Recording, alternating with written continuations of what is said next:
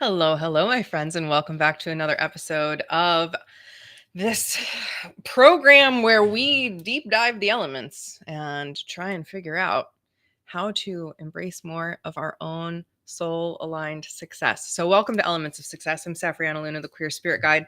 And as always, it is a delight to be joined by you here today. So, realize I need to actually pop back to my first slide. We're going to be talking about mapping your energy blueprint today. And I want to begin this conversation today by just orienting to the fact that each and every person is going to have a different response to what I actually mean by mapping your energy blueprint. So, just let's start there. You are going to have a different experience of what this means based on your own blueprint. So, just be aware of that as we go in. And just in case you don't know me, I'm Safriana Luna, the Queer Spirit Guide. I'm a licensed clinical professional counselor. I specialize in trauma. I'm a transformational mentor, speaker, and author. And this is my joy. This is my framework that we're going through, the seasons framework that builds up elements of success. So as we move on today, I want to check in. In our last lesson, we really honed in on the breath. I taught you 6 unique breath techniques that you can use for different purposes. And I'd invite you to just begin to tune in. Which breathing technique felt most natural to your body? If you tried any of them, when did you feel most connected to your life force energy? What did you notice about your energy levels throughout the week? And how did conscious breathing affect your daily interactions? So, the invitation has been to feel your life force energy flowing in through the breath, fueling the body, and knowing that we are alive. So, at its most fundamental level, the energy that we move through our body is fueled by the breath of life. And so the more that we breathe, the more that we feel the energy moving through us, the more tuned in we're going to be to what's happening. Are we being depleted? Is our energy going up? Is it going down? All of that. We want to get curious about our energy. And that's what we're really going to be diving into today. So today, I am going to do my damnedest to keep this within our hour because there's so much I could share. But we're gonna try and stay focused on just a big bird's eye view of our individual energetic blueprint. Oh, good. Amy and Nancy say we love a good box breathing technique. Yeah, pairing that visualization in with that shape and really seeing the 4 parts of the breath, the inhale, the pause, the exhale, the pause. It's really, really expansive to use these different techniques for all kinds of reasons. So let's continue.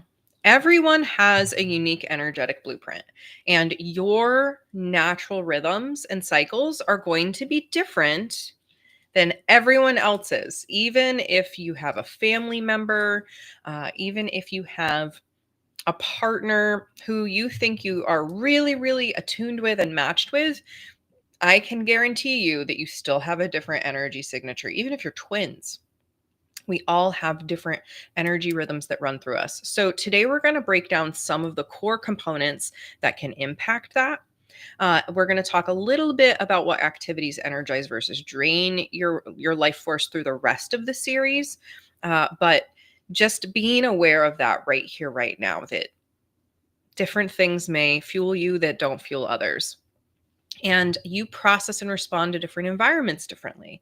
Your personal patterns of focus, rest, and creativity are different.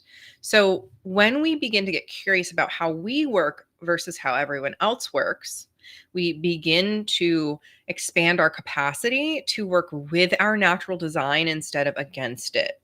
And this means that we can keep showing up. We have the sustainability to do what's ours to do and to keep showing up and doing it. Because if we dismiss our uniqueness and we try to be cookie cutter and we try to fit the quote unquote norms and we try to do things the way everyone else is doing, we're not going to feel so great because it's not our design. It's not our unique energy blueprint. So just to begin, let's look at some of these main categories that can impact or influence our energy patterns. So obviously, You are living in a human body. We like to jokingly call it the meat suit around these parts. And your body has a circadian and an ultradian rhythm, hormonal cycles, nervous system patterns, your metabolism, etc. Now, most people kind of know about a circadian rhythm, and the circadian rhythm determines when we get sleepy and we're going to go to sleep versus when we're activated and we're going to wake up. And our circadian rhythm really has to do with our sleep cycles. But our ultradian rhythm is running all day, every day. And you can actually tell where you're at in your ultradian rhythm cycle by seeing which of your nostrils you can breathe through more. My right half, or my right side, is more open right now, which means my left hemisphere of my brain is more online. So our ultradian rhythm determines whether we're a little bit more awake or a little more sleepy, a little more logical or a little bit more creative and free thinking. And everyone's ultradian rhythm flows in and out throughout the day. It's variable hour to hour. And most people have no clue that that's a thing, and that's why sometimes there's that afternoon slump, because we've switched which side of the ultradian rhythm we're on and which half of the brain is dominant. So there's a lot of stuff running in the background that impacts these energy levels. And then, of course, there's your hormones. So cortisol tends to be high in the morning. If you already have high levels of cortisol, it can be really, really hard to get going in the day. If you have ADHD, your chemical balances in the morning are different than people without ADHD. So there's just so much inner working that impacts our energy levels. Then, of course, the nervous system patterns. If you are triggered, if you're having trauma responses, those are going to really muck with you. And there's something really key here about our bodies. They need vitamins, they need nutrients. And when we get stressed and our nervous system goes into that fight, flight, freeze response, we can end up hemorrhaging, losing, sapping those vitamins and nutrients. So the body needs to be fueled properly in order to really balance those various cycles and patterns as well.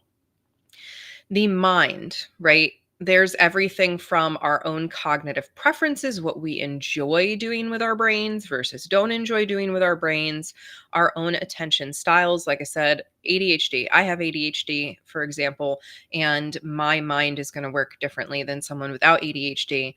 And spinning in my ADHD loops can be very energy draining if I don't use tools to manage it. So we need to kind of know how our brain works so that we can use tools that are appropriate. And we all process information differently. I'm going to get into that super briefly today. Like I said, if I get this episode in under an hour, we have accomplished a miracle, my friends. But our beliefs here, we talked so much in the first arc of the seasons framework in this program about how our stories and our limiting beliefs impact us. So this is back again. If we have a limiting belief that's running in the background, it is going to drain our energy. And with that internal bullying, it's so important to remember, if you are bullying yourself, if you are tearing yourself down, it has the same impact in your body and brain as if someone outside of you were doing that. So if we are running a lot of limiting beliefs, we're really going to have low energy because we're going to be tearing ourselves down. Our body is going to be responding in stress, and that pattern is going to continue. So our emotions can obviously have an impact on our energy levels. And when I say sensitivity here, what I mean in this instance is our window of tolerance. And I haven't done a ton of education here about window of tolerance, but essentially when we're above our window of tolerance, we are anxious, we're activated, we are triggered, we are worried. And when we're below our window of tolerance, we're shut down, we're depressed, we are just really lacking that energy. The overwhelm has literally sapped the energy out of the body. So above the window of tolerance, it's almost like too much energy and that kind of scrambly, anxious, worried energy, versus under the window of tolerance is that depletion, that overwhelm, and just really shut down. And I'm glad that this is really interesting. But that window of tolerance, we're aiming to kind of keep ourselves in our window of tolerance emotionally so that we can handle what comes into us. We can process information as it comes in. We can have a response or a reaction without getting jolted up into anxiety or crashing into depression. And that is the essence of the window of tolerance. So when we're out of that window of tolerance in either direction, our energy is going to leak, whether it be depression leaking or anxiety leaking, but it's not going to be able to hold our energy in. So our emotional regulation patterns and our empathy. I'm going to get into empathy a lot today, but essentially, if we're over feeling on behalf of other people, or we're not regulating our own emotions, we're going to hemorrhage that energy as well. And then our spirit, our relationship with spirituality and spirit does have a bigger impact than many of us realize. The domain of spirituality may have been left behind in a lot of ways by modern society, but it really is the seat of our values, of our alignment, of our purpose, and being connected to something that is greater than just us. And it's also where we make patterns on that larger, almost cosmic scale, where we realize, oh, humanity is doing this larger pattern.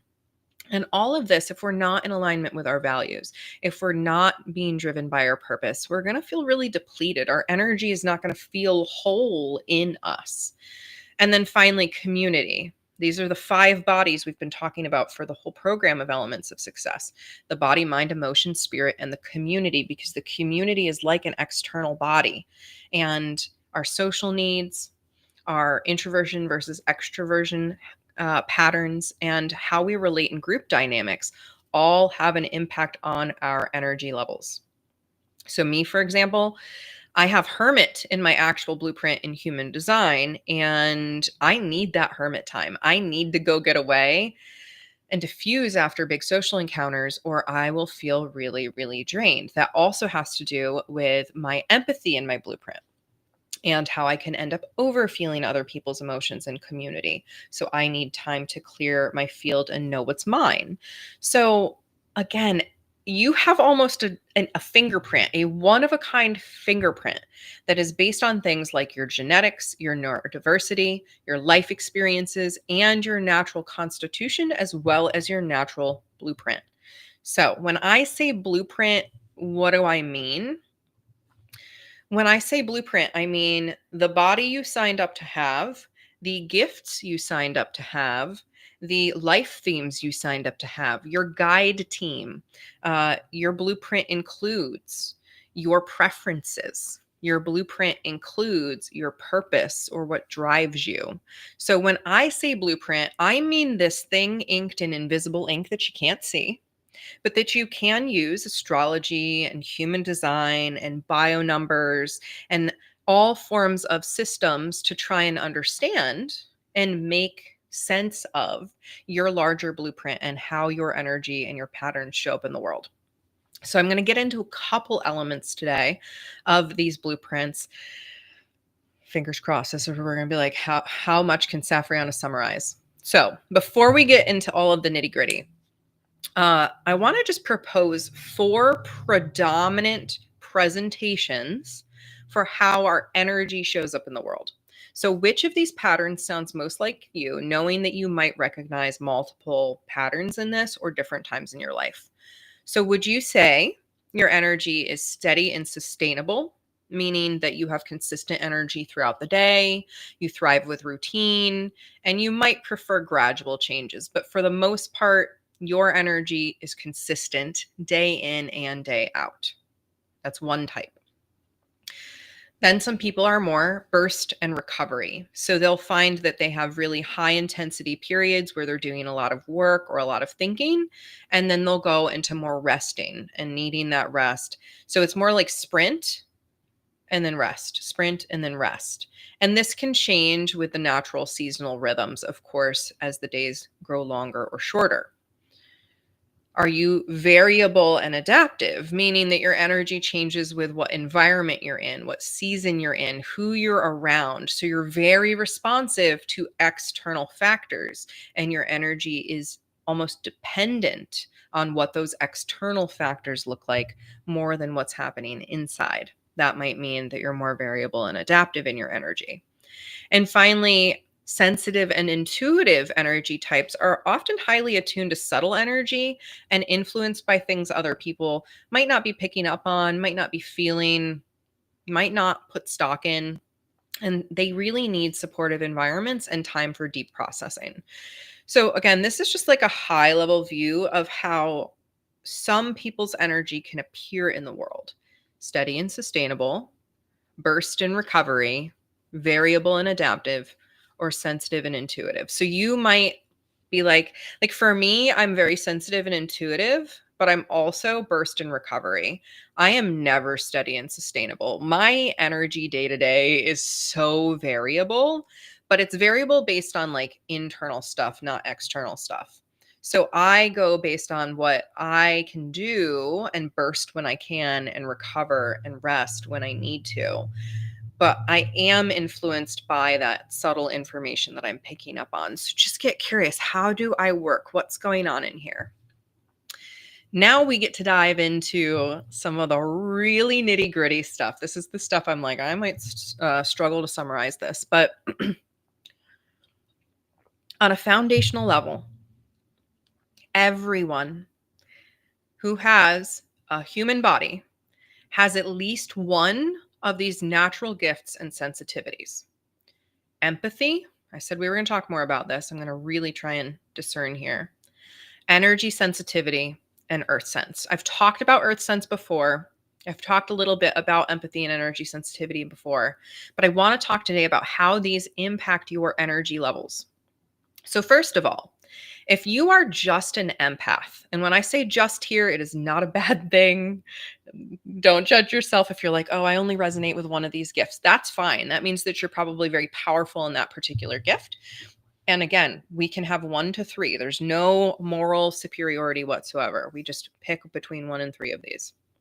So empathy, the gift, is actually the ability to feel the emotions of other people. And this is a direct feeling, sensing, or I even call it tasting of the emotions of other people. So a true empath, capital E empath, is different than a cognitive cognitive empathy or emotional understanding. Having emotional understanding of other people or emotional intelligence, being able to offer compassion and sympathy, is not the gift of empathy with the capital E. The gift of empathy with a capital E is someone who literally tastes. They have little sensors, little feelers, little tendrils that literally are unseen, but come out and almost tap someone on the shoulder and go, "Ooh, that person's really sad right now." There could be nothing externally happening, but there is a deep knowing, oh, this person is feeling this way. So that is the gift of empathy. Empaths in the room who are just empaths, again, not the judgment, have no idea sometimes what we're talking about when we talk about energy. So even this conversation, if you're an empath, you might be like, I don't know what we mean by energy. So again, energy, the life force moving through you, the breath, that's a way to look at energy. Energy is the power that it takes for the universe to function, right? So we all have energy in us. Electricity is energy, everything's energy. And energy sensitive detects and responds to the energy. They sense the vibe of people and places and situations. They feel energetic shifts and frequencies around them. One of my favorite facts about energy sensitives is that we might fry electronics because we are actually in tune with the, the electromagnetic field in this invisible way and may influence it. And if we're frustrated, that might carry over into our technology. So energy sensitives pick up on the vibes. But again, if someone is just an energy sensitive, they're going to have no clue what someone else is actually feeling unless that person tells them. That person has a very obvious external, like facial expressions, body expressions, vocal expressions that give clues to those emotions. A pure energy sensitive is not going to pick up on the actual subtle emotions, just the overarching vibes. And then earth sense, as we've talked about before, is this deep connection to the earth, But beyond that, a knowingness that the earth herself has a consciousness, that she is an alive entity that we're in tune with. And earth sense people usually feel pretty grounded through nature connections. They feel those seasonal and lunar influences in their body even more poignantly.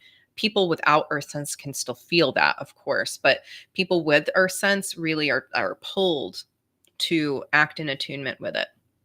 And earth sense, interestingly enough, someone can just have earth sense, but often people with empathy or people with energy sensitivity take earth sense also as like a booster pack. And so the earth sense actually helps inform their empathy or inform their energy sensitivity and help them pick up on even more information. So again, everyone has at least one of these. And I invite you to just get curious. Which are you? Are you one of them, two of them, all three of them? Not many people are all three of them. Uh, Not many people have just earth sense. A majority of humans have empathy or energy sensitivity or one of those with that earth sense booster. Some people, like myself, have all three. It's again, there's no right, wrong, superior, better way. In fact, having all three can be really complicated because you can't tell what information you're getting. It's like they're locked in and it can be really hard to pull apart versus knowing which of these indicators are going with which gift. So for empaths, you often know what people feel before they tell you. You might feel emotional hangovers around certain people when you leave, even like days later, still be feeling residual emotions. And you probably struggle. Well, okay, if you're an empath, you have this problem. There's not an empath on the earth I've met yet that doesn't have this problem, which is struggling to discern if it's your feeling or someone else's. And this can wreak all kind of havoc. Is this my anxiety? Is this someone else's anxiety? Do I have these feelings? Does someone else have these feelings? That is the empath's conundrum. Energy sensitives, again, you can sense the vibe of the room when you walk in. Being in big groups with a shared purpose may actually energize you as an energy sensitive because you're feeling the vibes of everybody being in the groove and maybe being excited for something. You may notice when someone's energy feels off or different, like you feel the vibe shift. Another energy sensitivity indicator, of course, is that frying of technology, draining the battery on your phone all of a sudden when you're angry, or causing the lights to flicker because you had a big feeling. So, energy sensitives, their emotions really kind of diffuse out into the environment, whereas an empath, the emotions are moving through those tendrils and sensing others in relationship with that. And then earth sense indicators, you know the earth to be a living, breathing entity. You notice seasonal changes in your energy and mood patterns, and natural environments restore and ground your energy. Again, some people have two or three of these gifts working together. And yeah, definitely empathy indicator and energy sensitivity indicator. Yeah, these are really curious. Like it's fun to get curious about these because all humans have one of them so that we can relate to our environment and understand what's happening energetically. Even though emotions, those empaths, they might be like, oh, I don't know what the energy thing is. One of my partners is completely empath and does not really know what the heck we're talking about when we talk about energy. So I just go back to focus inside your body on the life moving through you and maybe feel the emotions in the energy instead, the emotions moving through your life force. So just little mental tweaks, but we all have one of these gifts to help us make sense of the world. Now, oh my gosh, we're going to do the world's biggest caveat here before I go into this next section. So, you have one, two, or three of these foundational gifts, as well as a multitude of other gifts that aren't listed here, all of which can have an impact on your energy. But empaths can really get drained by other people's emotions, especially if they're around people that are down all the time. And energy sensitive, if they're seeped in bad vibes, right? That's going to bring their energy down. An earth sense person who goes out and sees a forest burning down that totally is not a part of the rejuvenation cycle, but a part of man-made disaster or oil spills or things like that, is going to feel their energy drained because they're going to feel that heartbreak of the planet. So there's all kinds of things from these gifts that have an impact on our energy. So you have 1, 2, or 3 of those. Now, before I get into this next part, your body has a unique design, and your body does not match the body of your mother, your father, your biological mother or father. I want to be really clear there. Your biological mother or father, or your siblings, unless you had more than 8 siblings. So there are 9. I'm going to do my best to summarize this. There are 9 physiological types of people in the world. And those 9 physiological types are each governed by a area of the body. And I'm going to super briefly go over these today. If this is of interest to you, definitely let me know. But these biological numbers, as my community calls them, is the reality founded in the human body, that there are these 9 different physiotypes. And each of these, based on which one was online for you and the type you picked to be your predominant when you came in, actually shapes your tissues around your center of power, and determines how you use your eyes in the world. It determines how you relate to or look at other people. It relates to how you show up in community with other humans. So think of your body like the filter system. You are walking through the world and you're touching things and you're touching people, and you're either picking up on their vibes or you're reaching out and tasting their emotions. And this meat suit is literally your interface with everything around you. So of these 9, whichever one is your primary, the one that was online when you were born, helps govern how you're relating to everybody and everything. So this topic alone can take like 3 hours to cover. So all I'm going to do today is cover the 9 centers and just a little bit of how they influence people. So again, we have all 9 centers in the body. There's 3 in the head, there's 3 in the upper torso, and 3 in the lower body. And every single human has, I would argue every single human should have all 9, because they're not based on arms or limbs. It's the core torso and the head, which is what we require to live, right? So we all have these. And again, which one was online for you? So beyond your gifts, energy also moves through these specific centers in the body. I call them biological numbers. These 9 centers hold different qualities and ways of being in the world. They are not chakras, but I am going to explain them through the chakras for a starting point, just so you can orient, because I think that the chakra system is a little better known.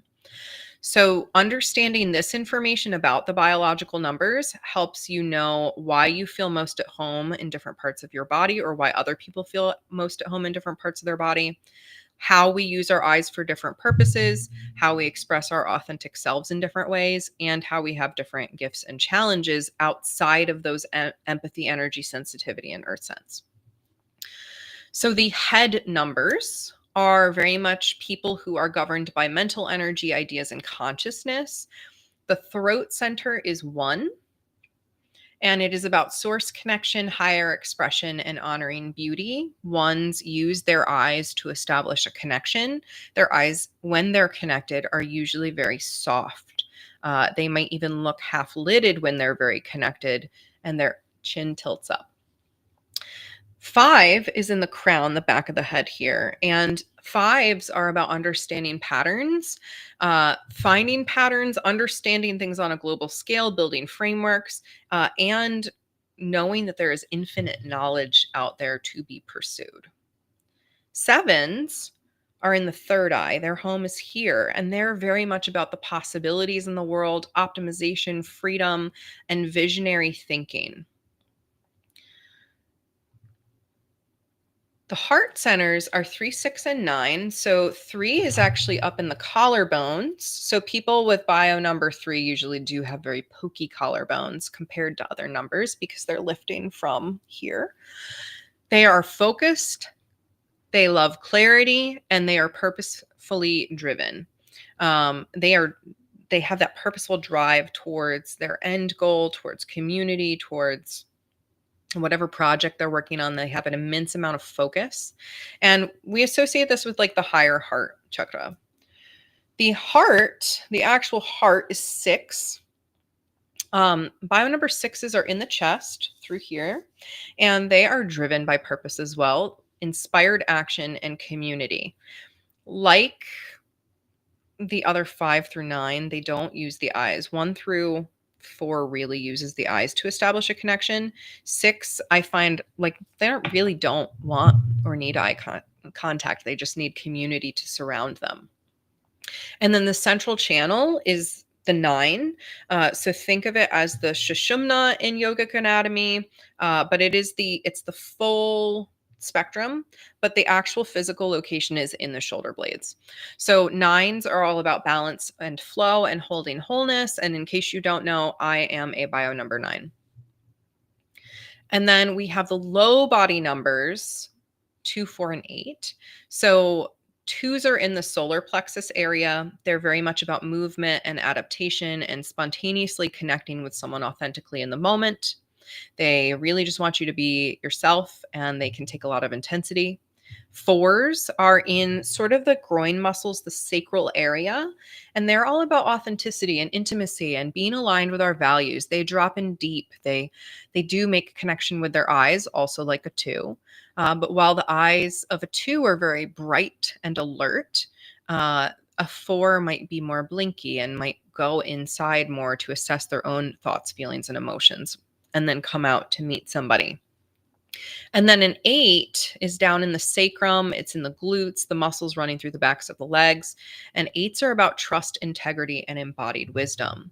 So as I said, that was like the literal quickest, dirtiest version of that I could give. The reality behind this is that all of us are walking around in one of these essentially body model prototypes. So when you made your blueprint and you came into this life, you picked 1 through 9. And that center of leadership is probably one of the most impactful things that influences your life, and most of us have no clue about it. This is why with the bio numbers, it's something I'm slowly bringing to the world and trying to teach more and more people, but it is an immense and vast amount of knowledge. Yeah, so why can't 2 members of a family have the same number?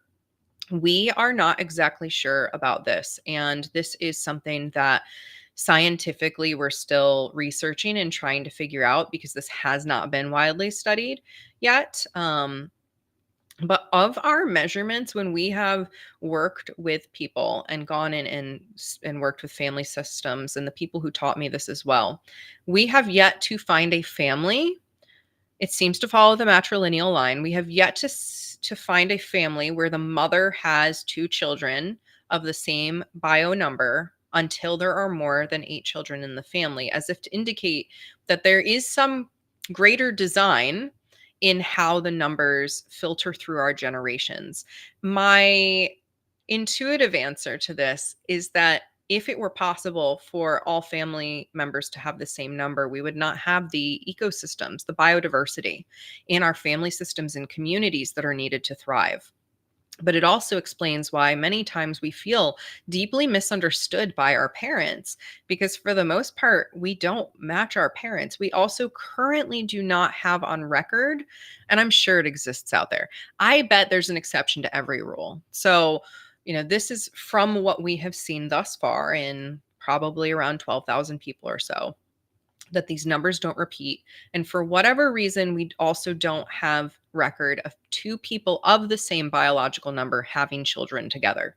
So again, I'm sure that it exists out there somewhere. There's an exception to every rule, but that's what we've seen so far, is that it is not the case that we match. Even twins in our studies thus far have not matched in their actual biological number. And the facial features do change with bio numbers. It's very subtle. I don't notice it a whole lot, but there are people, especially threes in my community, who really look at the subtle differences and the measurable differences because they love that focus. So this is something that's still, again, really coming to the forefront, still really needs to be explored on a deeper level, but it's fascinating. I'm going to do another masterclass on it soon about all of the numbers because it literally does change how your face is shaped, how your bones and muscle and fascia uh, straighten or curve or lift around different parts of the body. And all of them have an impact on your energy levels because, example, for me as a 9, I am very much about balance and harmony. And when things are really disharmonized, my natural state, what my body does is start to create a container for everyone around me, sometimes including the world, to hold and try to hold the balance and harmony and unity. Versus a 1 might go automatically into, okay, well, how do I help people be more vulnerable? How do I help people honor each other and see each other? And a 2 might be like, yeah, we don't need to change anything. We just need to be honest about what's here and we need to connect in the moment with what is. And a 4 might draw us in deeper into our bodies and down into our emotions and invite emotional understanding and reject anything that's not authentic. So there is a deeper impact on how all of this ends up impacting our energy out in the world. So your bio number is your filter system, to recap. So now let's look at your complete energy blueprint. We've talked about a lot of things today. So again, you have a natural gift, somewhere between 1 and 3 of those: empathy, energy sensitivity, earth sense, and these determine how you receive and process information, how you perceive energy, emotions, or others in your environment. You may have particular sensitivities or superpowers based on your gifts. And of course, again, there's all forms of other gifts. Dream walking, for example, or astral projection, or animal speak, or green thumb, or literally any other number of things that can show up with our gifts in the world. And those are going to have an impact on our energy because how we're picking up information is more stuff that we have to filter. That's just going to have a cost, like no matter what way you cut it. Your energy type. So we talked about steady, burst, variable, sensitive, how you organize your energy throughout time in your days, how your general flow goes. That all has to do with your energy as well. And that, again, could be more variable, could be more circumstantial, or you may have natural preferences. Another system I've studied in terms of like archetypes and understanding had 4, they called them 4 families.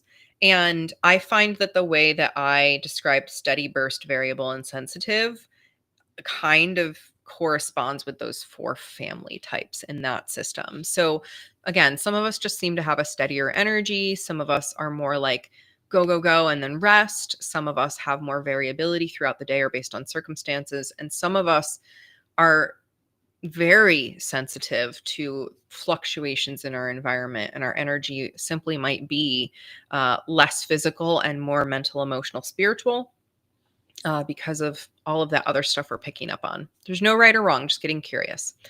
And then finally, your primary energy center, aka your biological number or bio number, is the seat from which you access your most authentic power. When you are actually embodied in your center of leadership, you will feel more naturally aligned with your life. And your bio number determines your core way of being and expressing in the world. And in my teachings, I often talk about how society really wants us to have like a biological number 0 and all be cookie cutter copies of each other that are meant to be productive 24/7. But there are 9 different types of people in the world. And honestly, there are a few of those energy types, of those bio numbers, that I see society really wanting. 6, for example. 6 loved by society because they represent the exact energy that society really wants right now, which is based on capitalism, which is to be productive and to produce and to be in action and to go and to get shit done, which is a lot of what sixes bring to the table. And that's their gift, their superpower, to move momentum forward and to get things done and to go and take action. But that's one out of 9 types that's really driven in that way. So again, these 3 layers are working together to create sort of your own unique energy blueprint and how you move through the world. So here's my invitation to you before we go into our meditation. My invitation is to begin to get curious. So we talked a little bit about our circadian rhythm and our ultradian rhythm, the hormones, and all these other things. So just thinking for a moment. In the morning, are you naturally alert and ready to get up and go? Are you slow to warm up? Is it variable depending on your sleep or the season you're in? For me, doesn't matter what season we're in, I am slow to warm up. My spouse seems to be variable based on the seasons because I've known them to be alert and awake right first thing in the morning. And then also in other seasons, a little bit more slow to warm up. So what does it look like for you? In the middle of the day, do you typically find that you peak in productivity and energy at a certain point in the day? Do you maintain steady focus or are you scattered? Do you need movement or breaks to keep your energy going? What works for you? What doesn't work for you? In the evening, are you usually winding down naturally? Are you usually getting your second wind? For me, it's like 9 p.m. rolls around and suddenly I'm like, oh, I could go build that web page. I could go do this. I could go do I'm going to make donuts. Like my energy, I get that second burst late in the evening. So is it highly variable? And some evenings you're really productive and sometimes you're crashing. Again, just getting curious because the more that you understand your patterns, the more you can begin to schedule your important stuff during peak times when you actually have that energy. You can honor your rest needs more authentically and you can work with your rhythms instead of fighting them all the time. So many of us are just fighting against our nature. We're fighting against who we are to try and fit in and belong and be that bio number 0, as I call it, and just kind of be like everyone else. But your daily energy patterns do have a rhythm. There is meaning behind them. Get curious. And then zooming out at the longer rhythms that really shape your energy. Do you like those slow mornings and productive afternoons, or do you like something else? I have been a public school teacher where I did not get to determine my morning routine at all. I had to be up at 5. I had to be in the classroom by 6:30. I had to have things ready to roll for the kids at 7:30. And then I was there often until 6:30 at night. I did not have much wiggle room to be in my authentic needs at that point. So I just had to do my best. But in my reality, I really prefer slow mornings versus I do know people who love an active morning. They love to get up and get their things done in the morning. And then they like to rest in the afternoon, have that siesta. They like to wind down in the evening. Is there a day of the week that you naturally feel most creative or focused? Is there some form of rhythm to it? For me, genuinely, and I don't know if this is just classical conditioning at this point or not, probably, but I really get a lot done on Mondays. Monday is my most productive day of the week. And then I let my energy be more variable and flexible throughout the rest of the week. When do you most need solitude versus social connection? I really do want like a midweek social connection and an end week social connection. I like to have at least 2 social connection points per week. Hermit, so I do less socializing than maybe some other people do. But if I don't have those sort of weekend social encounters, I start to feel really low because we all need human interaction. And then on an even bigger scale, do you notice your energy shift with the moon phases? How do the seasons affect your motivation and your creativity? And are there times of year where you want to slow down or speed up? I know my dear friend Dr. Melissa Bird said that fall is her time to shine. That's like when she feels most alive and when she wants to be most creative and the ideas come in. And like she just feels so excited about that season. For me, that's spring. Spring is where the ideas are flowing, and I'm usually wrapping up a manuscript or getting ready to launch some big project because we're all variable and one of a kind. And again, in summer, energies peak for the world, for nature. But is it for us? Maybe yes, maybe no. Maybe you thrive in the heat and the light and the sun, and maybe it poops you out. I actually know a lot of people who get summer depression. So it's just important to look at these bigger trends that society and modern life have really gotten us away from so that we can start to get to know what's happening here. And of course there's lots of other things. So highly sensitive people, HSP, uh, if you're a highly sensitive person, you might need more downtime. You might need quieter environments. You might need gentler transitions. If you're neurodivergent, you may have more specific focus or rest cycles, or it might look different for you. You might have different sensory needs or communication styles. And those sensory needs, oh, oh my gosh, I'm just thinking like how quickly drained my energy can be if I'm around sensory squicks. If there are things that are really like, oh, gross for me, or they just make my whole body uncomfortable, that's going to drain my energy. So it's important to find the things that work. If you're introverted versus extroverted, you're going to have different social energy needs and recharge patterns. If you have a trauma history, that might affect your nervous system regulation and thus your energy patterns. Because if you're really torn between fight, flight, freeze, fawn, that's going to kind of be like whiplash energetically to some extent. And then, of course, your cultural background, your family patterns, your beliefs that you were raised on about work and rest and how you're supposed to be, all of that can affect your energy by limiting it, putting it in a box, making you try to appear a certain way, etc. So please, please, please create realistic expectations for yourself and get really curious about the inner workings of what is happening for you, the unique human being that you are. So let's take some time to drop in here. I'm going to invite you to get comfortable. You can be seated. You can take a moment to lay down. You can put your feet on the earth, whatever feels good for you. And we're just going to get curious and explore what energy is present here today.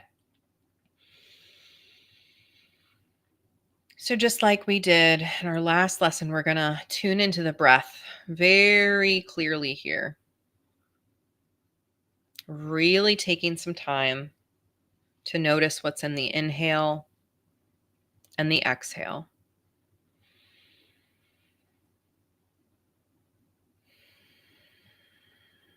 You might play with a breath technique if you want, do some box breathing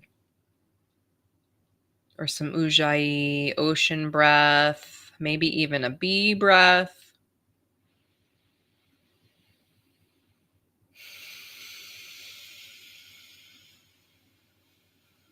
But as you breathe, beginning to get curious about the energy in the body right now. Beginning to notice what's here, moving through your body right here, right now.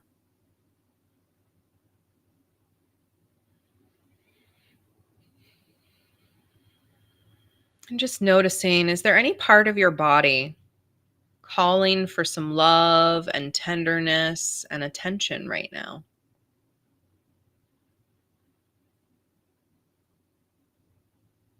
Is there a part of your body longing for nourishment and connection and love right now?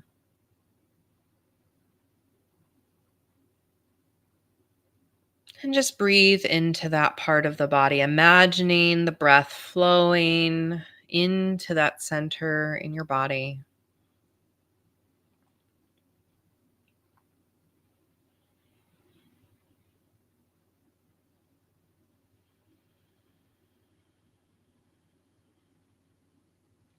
Feeling the life force energy flowing through you head to toe.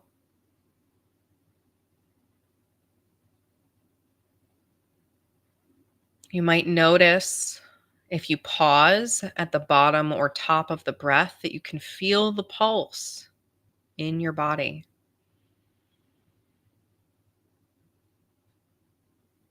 That is your energy. That is your life force breathing here with yourself.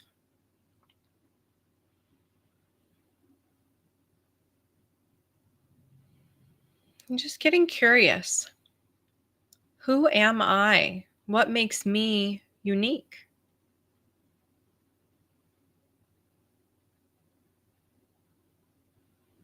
What makes my energy one of a kind?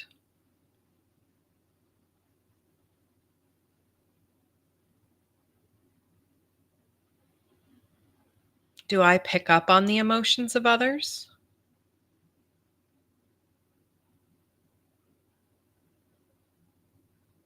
Do I feel when energy shifts?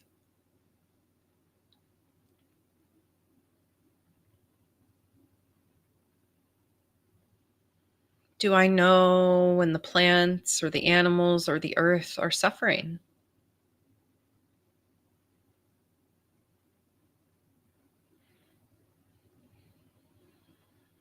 How do I sense emotion, energy, information, both inside and outside of myself?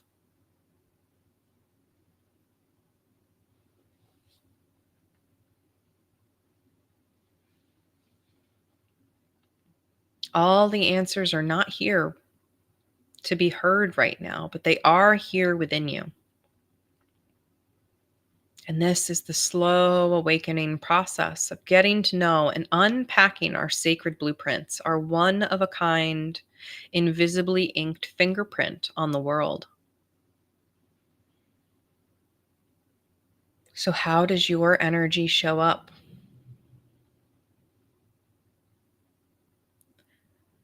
How does your life force want to be used in the world?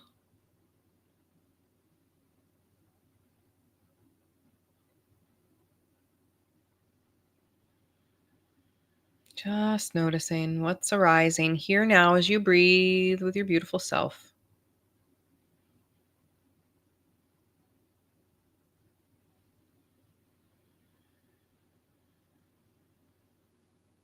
And then letting go of anything else, just returning to the breath, following the inhale in and the exhale out.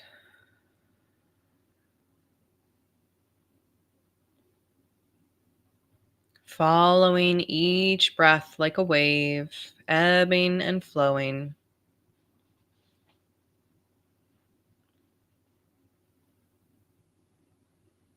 And then just taking some moments here to experiment, seeing if you can settle your energy more or enliven your energy more. Maybe using the breath to pull in some energy or the breath to relax the body.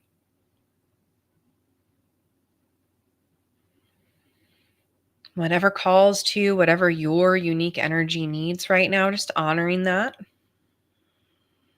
Maybe making a mental note of how to pay attention as you move forward through the rest of your day.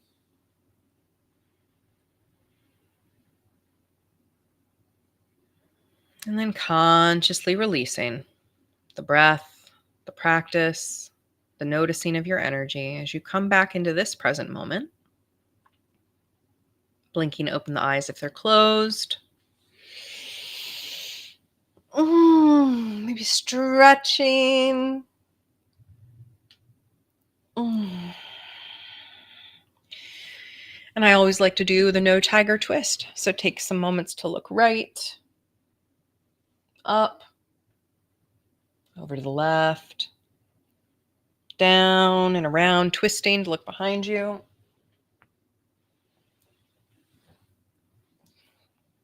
And just remind your nervous system you're here, you're present, You're breathing, you're alive, the energy is moving through you. Exactly, uniquely in your own design.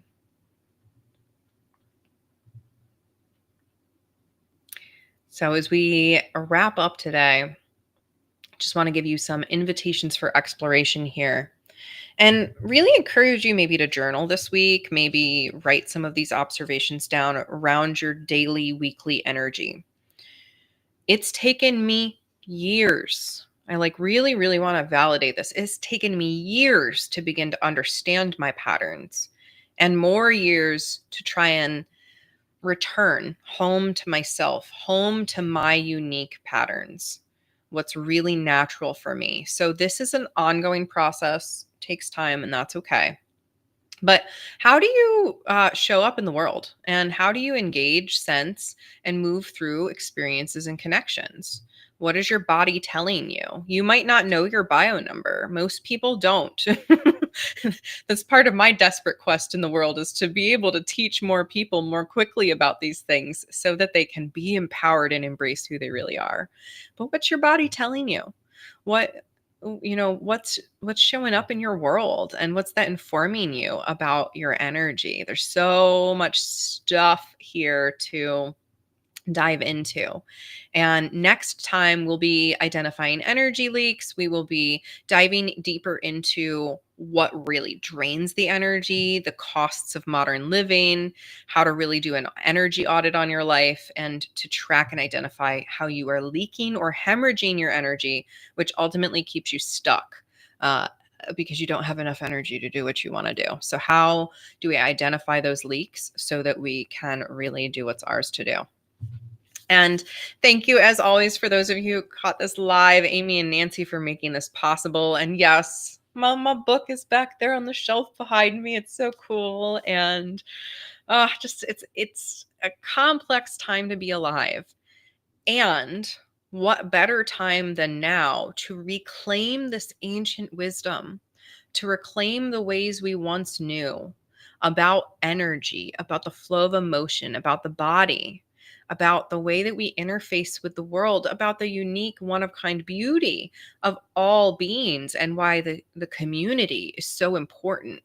This is all about reigniting that. This is all about tuning back in to our nature underneath the nurture of modern day living so that we can reclaim who we really are, who we're here to be, and the life that we want to live based on our values, our preferences, our desires. Like, oh my gosh, big radical stuff, right?